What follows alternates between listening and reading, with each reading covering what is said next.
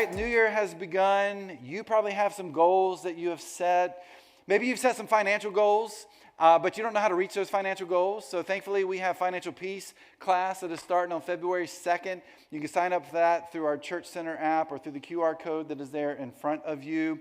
But maybe you got financial goals. Maybe you've got goals that you want to get in shape. You want to read a certain amount of books. Maybe you want to reduce stress. Or maybe you have spiritual goals, right? Like, I'm going to read through the Bible this year, or I'm going to pray every single day in 2025, or you know what, I'm going to go to church every single Sunday in 2025. Can I encourage you? You're doing a really good job so far, all right? Just 51 more Sundays to go, and you'll be good to go. But we've set these goals for ourselves because goals, are important. And so maybe you show up on Sunday, the first Sunday of January in 2025, and as a church, you're like, okay, they're going to talk about something that's going to help me, right? New year, new me, a better you in 2025. Here's to a fresh start in this new year for you. And I get that we've done those in the past. But if you really think about the goals that we set, and oftentimes in the church world, maybe the series that we do to start a year off, they're focused on one thing. They're focused on me. It's about me being better. It's about me having a fresh start. It's about me in this brand new year. And we're going to do things a little bit different this year. We're not going to talk about me. We're going to talk about we. We're going to talk about us. And so today we're starting a brand new series called Tag You're It. I'll explain that in just a moment because what I want to do first is I want to look at a book. It's one of my favorite ministry books. I've read it a few times. We've had leaders here and staff that have read it before. It's written by a guy named Jim Putnam. Jim is out in Idaho, and he wrote a book called Church as a Team Sport. Now, Jim grew up there. He went to the Bible college, ended up planting a church there, and in this book, he's just writing about his experiences growing up and how he got into the church world and how he planted this church and what this church looks like and how they got to the place where they are today. Now, I love this book because he talks about sports a whole lot, and I love sports, but he talks about team too. I love thinking about teams and teams working together.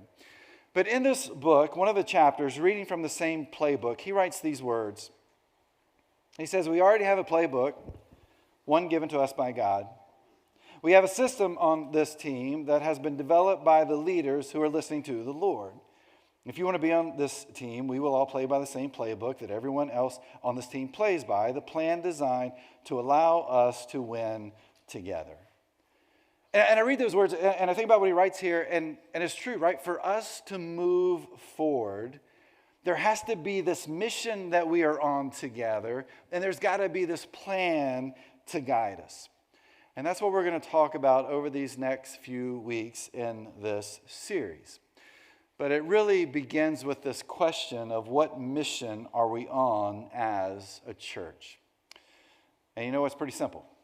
We've already been given that mission by Jesus. Matthew 28, starting with verse 18. Jesus came and told his disciples, I have been given all authority in heaven and on earth. Therefore, go and make disciples of all the nations, baptizing them in the name of the Father and the Son and the Holy Spirit. Teach these new disciples to obey all the commands I have given you. And be sure of this, I am with you always, even to the end of the age. In the church world, we call this the Great Commission. It is the moment that Jesus tells his followers, he tells his disciples, he says, this is your mission. And by the way, he doesn't add, if you choose to accept it, right? Because he's like, hey, if you are a follower of mine, this is who you are. This is who you are called to be. This is not an option.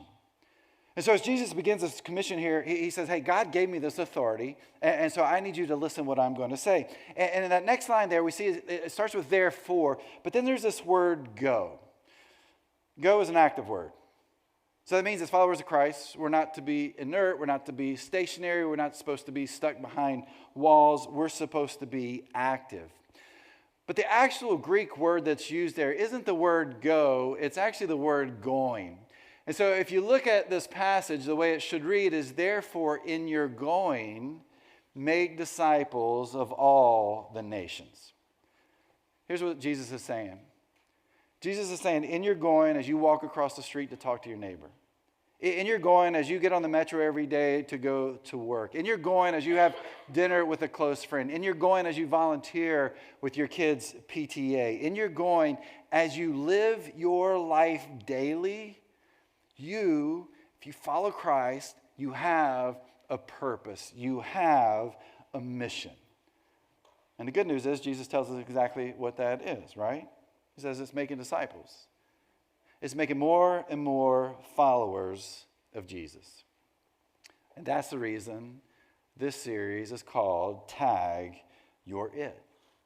Because on that day, on that mountain with his followers, Jesus looks at them and says, hey, here's the deal. This is who you are. I'm not going to be with you physically in the very near future. And so I need you to go into the world, and I need you to teach them my story, to tell them what you have learned from me, to live the kind of life that I lived for you, because I'm moving on, and now it's your turn. Tag, you're it. And for those of us who are followers of Christ today, that mission still stands, and it's still the same thing with us. That Jesus is saying, hey, tag, you're it. That in your going, as you go about your day, as you live your life, there is this mission that we are called to live out. To help more and more people meet and know and follow Jesus. So, what does this look like for us here at The Journey? Well, let me start with this. The Journey Church turned 50 years old. We are a 50-year-old church, which is pretty amazing in the church world today. And I say that, and you see me up here with this 50 on my shirt. Nobody turned 50 on our staff, and we're celebrating that. We're celebrating the 50th birthday, and actually, we are inviting you on Sunday morning, January 26th at 10 a.m. at West Springfield High School for a 50th birthday bash. We will not be here, okay? If you show up here, you're going to be by yourself. The doors will be locked. And that's because we're all going to be at West Springfield High School. We're worshiping together. We're celebrating together, all of us together. It's going to be a great time. We've got some fun things planned. We've got some special guests that are going to join us that day. So we're looking forward to that. So make sure you get that on your calendar for January 26th at 10 a.m. But back to this church. Started 50 years ago. A church in Burke and a church in Woodbridge put resources and people together and said, let's start this church here in Springfield. And so this church began because of those two churches. But for many of those 50 years, if you came to this church, which was known for quite a few years as Central Christian Church, they changed the name to Journey back in 08, 09, I believe. You came here because you were from the same church background as that church, okay? Now, if you've been to a starting point before, you know that our church background is the restoration movement of churches. We're not a denomination, but we're this network of churches. And I don't have time to explain that to you if you haven't been to a starting point. There is one coming up. It's happening on January 19th, I believe. Yep, January 19th during our 11:30 service. You can sign up for that through the QR code or also through the Church Center app. But Joel would love to answer those questions about the restoration movement. I'm not going to answer those questions right now, or you can ask me a little bit later. But if you came to this church, you had the same ideologies, you had the same theology, you had the same background. It was the same everything, okay? Today, that's not the case for us. In fact, let me ask this question. How many of you have come out of the Restoration Movement churches? Like from the time you were a kid, like this is the background that you have. This is my background, Restoration Movement churches. Look around the room. There's a couple of them. It's like Commanders fans, right? There's just a few. It's not as many as you think. Anyway, by the way, I'm not making a bet today with the Cowboys and Commanders. I'm just going to let you guys know that I'm smart and got out. Somehow I won last time. I'm not sure how that happened. But I love that we're not all from the same background. We have Presbyterian background, Episcopal background, Methodist, Lutheran. I mean, we could keep on and on just listing all these different backgrounds, and that's who is here at this church. And that makes us diverse in so many ways, and yet at the same time, it does something else. We're bringing these different church experiences and different church backgrounds to a place like this. And if we didn't have some sort of rudder to guide us, we could just kind of say, hey, go do whatever you want. And we're going to do a million different things here. which means we're really not going to do anything. And a lot of that has to do with, again, our backgrounds, our upbringing, and what we know. And so we end up getting lost. We end up going in different directions. That's why I love what Putnam says in his book. He says there must be a common language, a common goal. Over this last year, our leaders here at The Journey have been spending time trying to figure out, what does that vision look like for us? Who do we believe that God has called us to be in this place and in this time? How do we keep us all moving in the same direction? And so with Matthew 28 and that commission that Jesus gives as the backbone to all of this, here is our vision statement moving forward. The Journey Church is a movement of people, a mission together to help more and more people love and follow Jesus in Northern Virginia. And those of you from D.C. and Maryland are like, what about us? Did you forget us? We didn't forget you, okay? Let me just kind of explain something real quick. When it comes to a church, you've got about a 3 to 5 mile radius that you're going to fully impact, all right? And so we're like, hey, we know we are here. That's what we're going to do. If you're from Maryland and you're from D.C., please keep coming. We love you. If you're from another county, keep coming. We love you. But for right now, we feel like, hey, this is what we're going to focus on, is right here where we are located.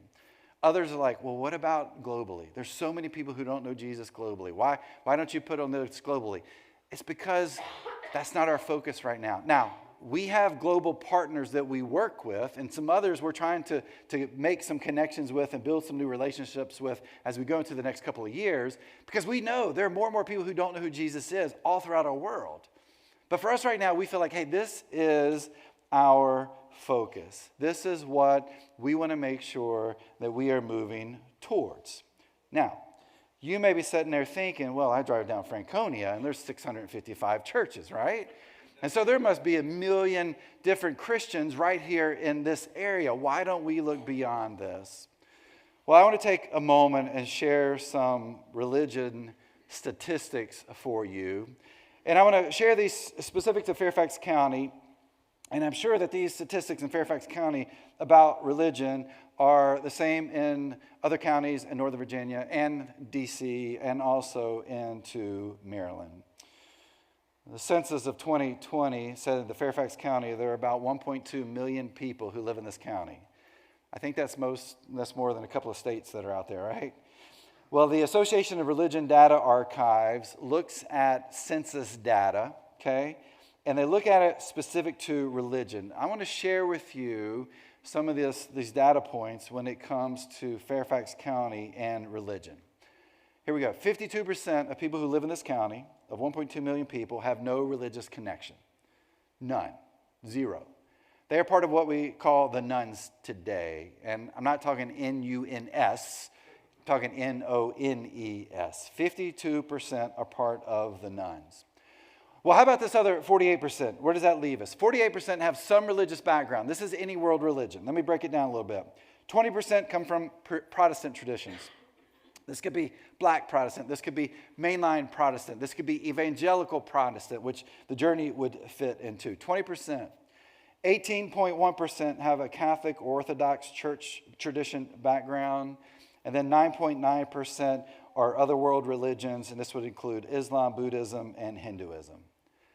And so if we were to take that 52% number and then that last number there, that, for me, those people that fall into the world religions don't believe Jesus is their Savior, we're looking at over 60%, about 62%, roughly 744,000 people who live in Fairfax County are part of the nuns, or I would say are far from Jesus.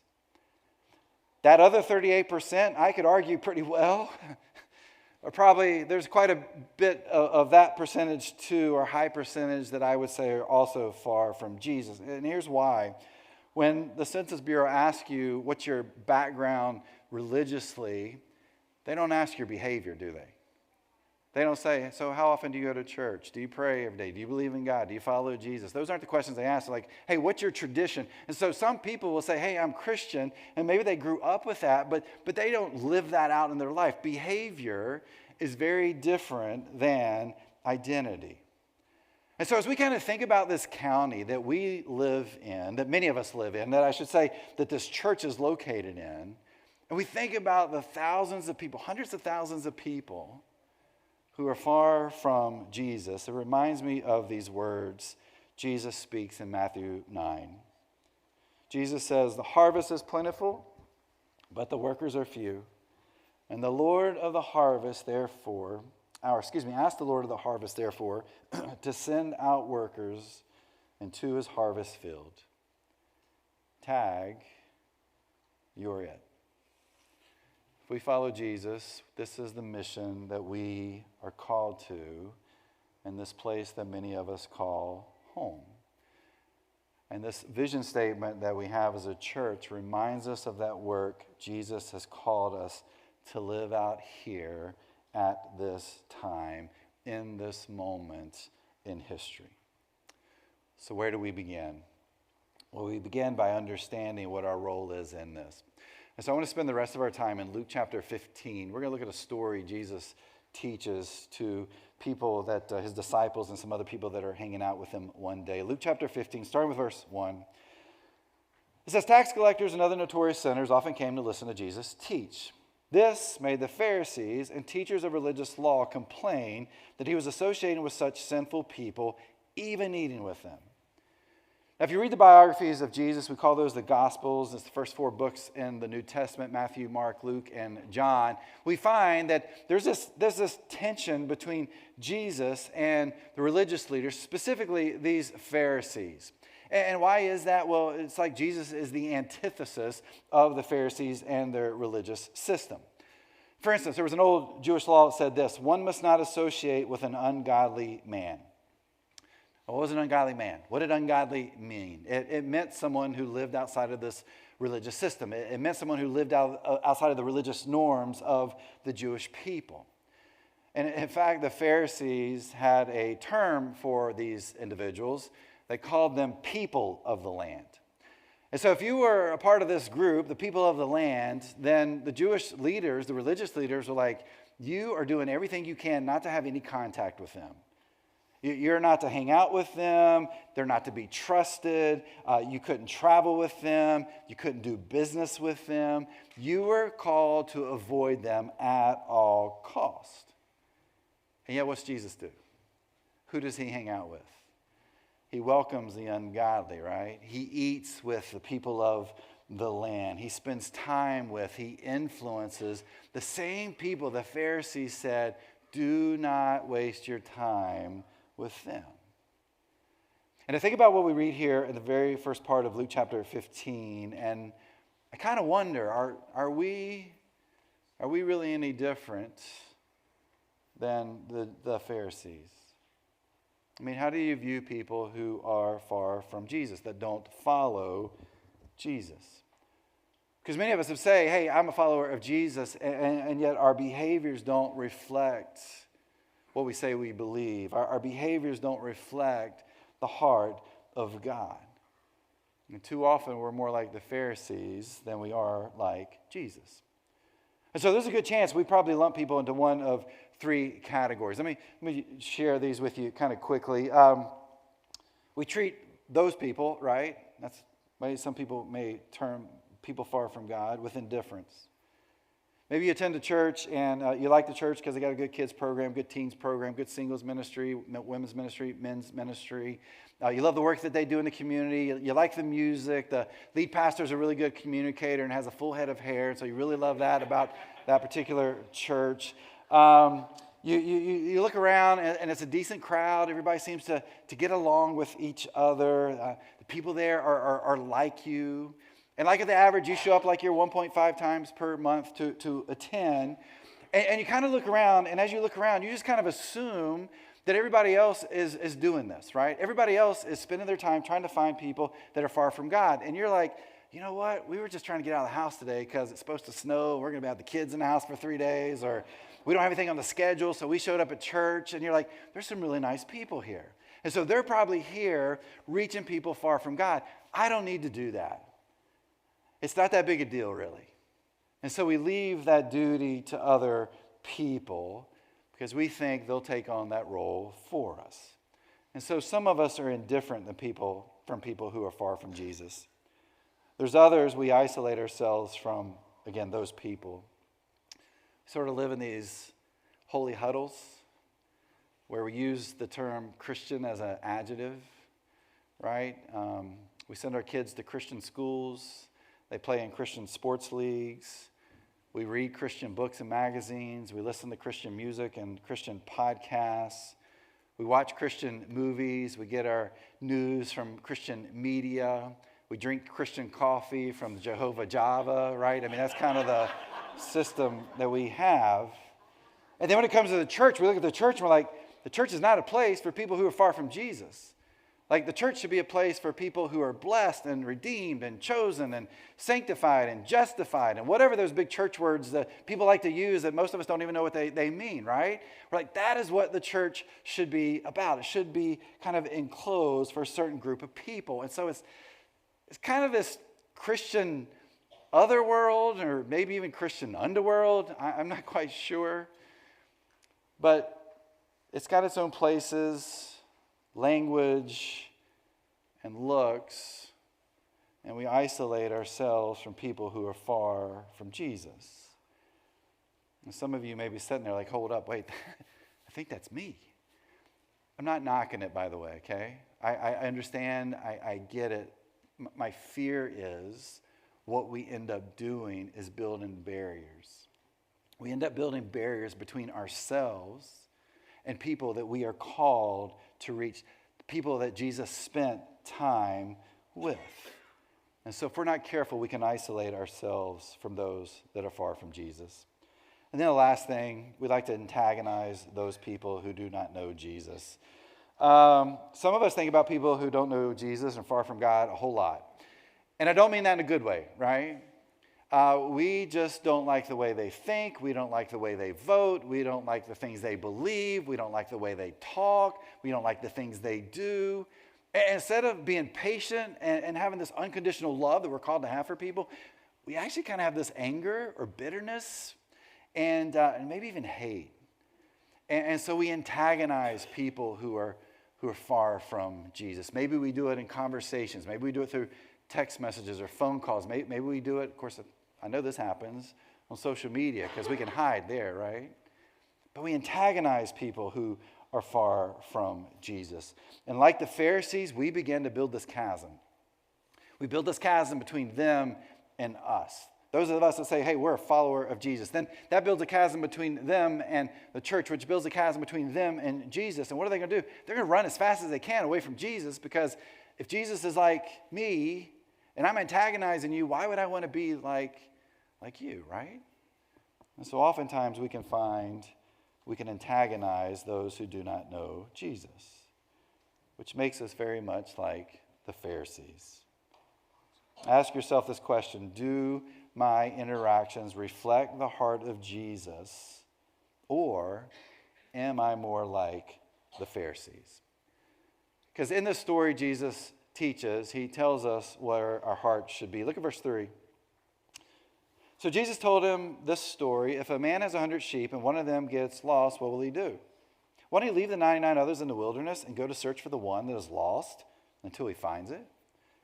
Here's Jesus who tells this story, and he's like, hey, there's a shepherd. He's got 100 sheep, and one of these sheep goes missing. Now, in that context, in those days, it wasn't like they had a farm, okay? It wasn't like they had a barn that they would put the sheep in at night. It wasn't like they had fences.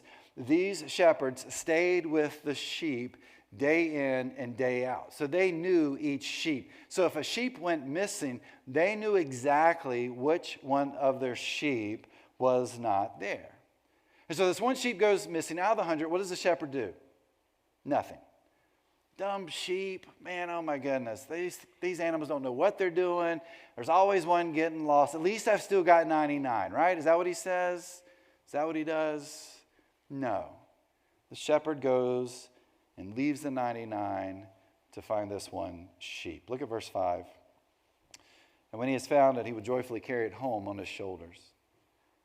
You notice what the shepherd doesn't do? He doesn't beat the sheep. He doesn't berate the sheep. Doesn't put a rope around its neck and drag it home. He doesn't even let the sheep walk back. he takes this sheep, he picks it up, he puts it on his shoulders, and he carries it back to town. I love the way Dr. Lynn Anderson, in his church leadership book, They Smell Like Sheep, he wrote it this way. He says, Jesus says that he leaves the 99 in the open country and goes in search of the lost one. And when he finds it, he joyfully puts it on his shoulders and goes home. He drapes the stinky, wayward sheep around his neck and carries it home. This is how much the shepherd cared for his lost sheep. Well, what happens when he gets back? Look at verse 6. When he arrives, he will call together his friends and neighbors, saying, "Rejoice with me, because I have found my lost sheep." The shepherd gets back home with this lost sheep and tells everyone that this lost sheep was found. Now, we might why would he do that? Well, these shepherds, they didn't own these sheep. Most of the time, these sheep were village sheep. Not to be confused with the village people, okay? Two very different groups. But the village sheep were owned by the village. And so if they owned these sheep and one of these sheep went missing, it affected this whole group of people. And so for this shepherd to go find the sheep and to bring it home, there's definitely going to be some celebration that's going to happen. And why is there going to be a celebration? Because this one sheep that was lost was now found. If we kind of think about this part of this story Jesus tells here, and the commission of Jesus from Matthew 28, and this vision statement that we just talked about a moment ago, how does all this connect with us today? How do we live that out? Well, I am going to give us a challenge as we begin this series and as we begin this brand new year, especially if we are followers of Jesus. And really, we believe this new season as a church. And here it is. Number one challenge is to identify your one. I want you to think about the person that you know, you love, you care for, you spend time with, you hang out with, but you know they're lost, right? You know that they are far from Jesus. And it could be a close friend, it could be a family member, it could be a spouse, it could be a kid, it could be a coworker. Again, it could be somebody you talk to every single day on the metro as you go downtown to work. Whatever it may be, who is someone in your life that you know is far from Jesus? And that's our challenge today as we start this brand new year. Identify your one. And maybe for some of you sitting there right now, you're like, I know exactly who that person is. Like as soon as I said that, you're like, yep, I know who he is. I know who she is. And that's great. And others may be sitting there like, I'm not quite sure. I'm not quite sure. Maybe like me, I've got a few people in mind for me. And maybe for you, you got to start out a different way. And this is how I've been praying over these last few days, and we'll continue to pray, is, hey, God, show me my one. Who is my one?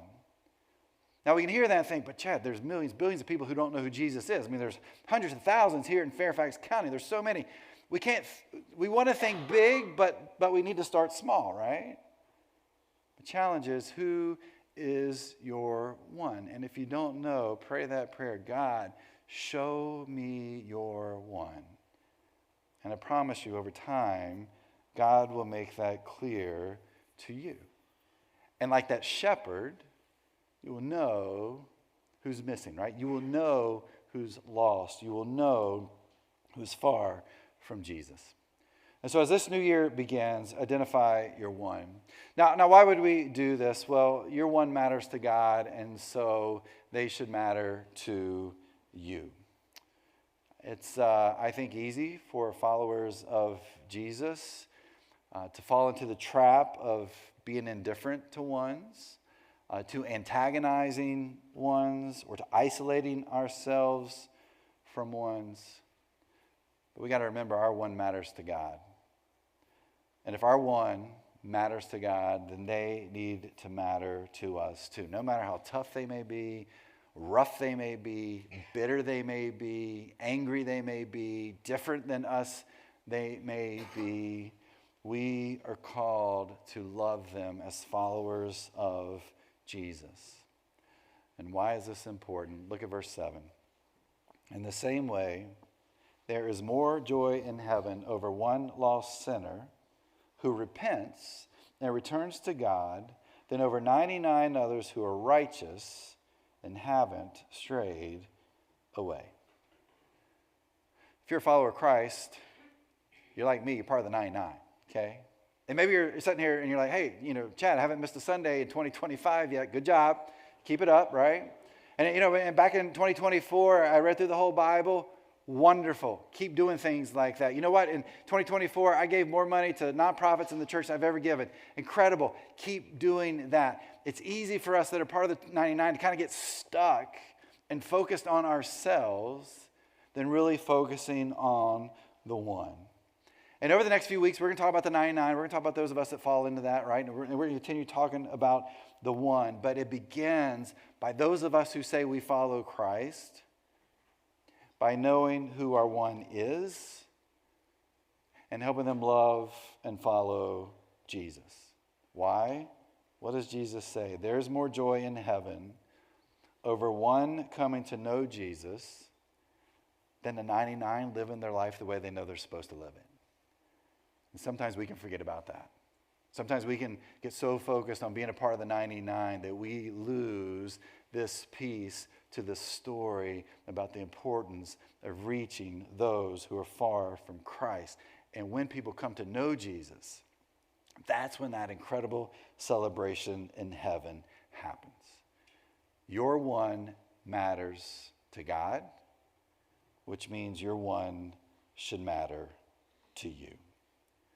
So for us here at The Journey, we want to be that kind of church. We want to be a movement of people, a mission together to help more and more people love and follow Jesus in Northern Virginia. And that begins with your one. As we head into our time of communion this morning, as we're thinking about our one, I think sometimes we forget where we were at one point in time in our own lives. We forget where we stood and that maybe we were lost. And so that's why I love this passage from Isaiah 53:6. Isaiah says, all of us like sheep have strayed away. We have left God's path to follow our own. Yet the Lord laid on him the sins of us all. Maybe you and I, if we're part of the 99, we need that reminder that really we're no different than our ones. That we've been in those places before. We've been off the path. We've been lost. But what happened? God sent Jesus to this earth. And maybe through someone who loved and cared for us, a 99 who went and found us. Today, we're not lost anymore because we have been found. We know the power and the strength behind the resurrection of Jesus. That's why I love this last part to Dr. Lynn Anderson's quote. I didn't read it all a little bit ago. I just read the first part. I'm going to read the second part from his book, They Smell Like Sheep. He said, think of it. Jesus left the comforts of heaven and came into our universe, our pasture, to smell like sheep. Jesus sweated like we do. He walked our pathways, braved our wolves, faced our temptations, and shared our struggles. The Holy One of Israel came in Jesus Christ to be our good shepherd. And maybe for you and me as followers of Christ, if that's where we are in our spiritual journey, maybe that's the reminder we need. Again, that God sent Jesus to this earth as our good shepherd, to guide us, to lead us, to find us.